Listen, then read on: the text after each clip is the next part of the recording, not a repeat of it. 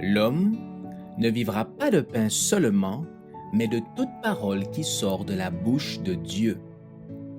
Voici votre moment de méditation quotidienne. Au temps le plus favorable, le 3 janvier. Mais lorsque les temps ont été accomplis, Dieu a envoyé son Fils, né d'une femme, né sous la loi, afin qu'il rachetât ceux qui étaient sous la loi, afin que nous reçussions l'adoption. Galates 4, versets 4 et 5. L'heure de la venue du Christ avait été décidée par le Conseil céleste. Et quand la grande horloge des siècles marqua l'heure indiquée, Jésus naquit à Bethléem. La Providence avait dirigé les mouvements des nations.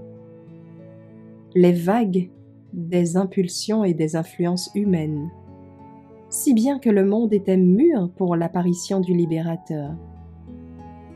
La duperie du péché avait atteint son comble.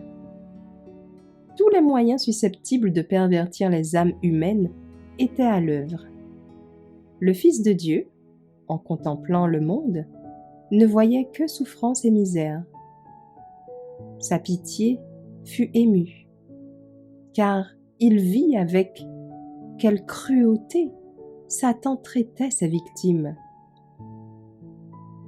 Il considéra avec compassion ceux que l'on corrompait, assassinait et perdait. Il était prouvé aux yeux de l'univers que l'humanité ne pouvait se relever sans Dieu. Un nouvel élément de vie et de puissance devait être communiqué par celui qui a créé le monde. Les habitants des mondes non déchus regardaient avec un intérêt intense pour voir si Jéhovah n'allait pas se lever pour anéantir les habitants de la terre. Or, voici qu'au lieu de détruire le monde, Dieu envoya son Fils pour le sauver. Au moment critique où Satan paraissait sur le point de triompher, le Fils de Dieu vint chargé du message de la grâce divine. À chaque siècle, à chaque heure, l'amour de Dieu s'était manifesté envers la race déchue.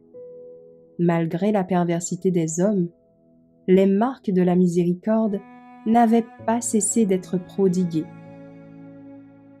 Et quand les temps furent accomplis, la divinité se glorifia en inondant le monde d'un flot de grâce salutaire qui ne devait jamais s'arrêter ni se retirer tant que le plan du salut ne serait pas accompli. Satan était ravi, pensant qu'il avait réussi à avilir l'image de Dieu en l'homme. Jésus vint alors pour rétablir en l'homme l'image de son Créateur.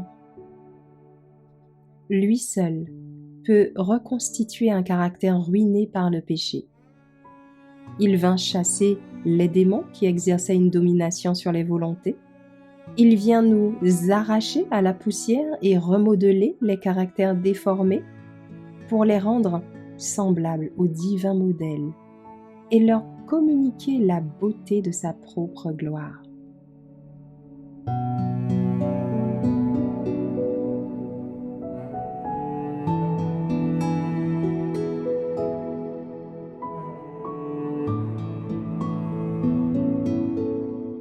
Merci d'avoir écouté cette présentation. Assurez-vous de nous rejoindre demain pour votre moment de méditation quotidienne avec lereste.org.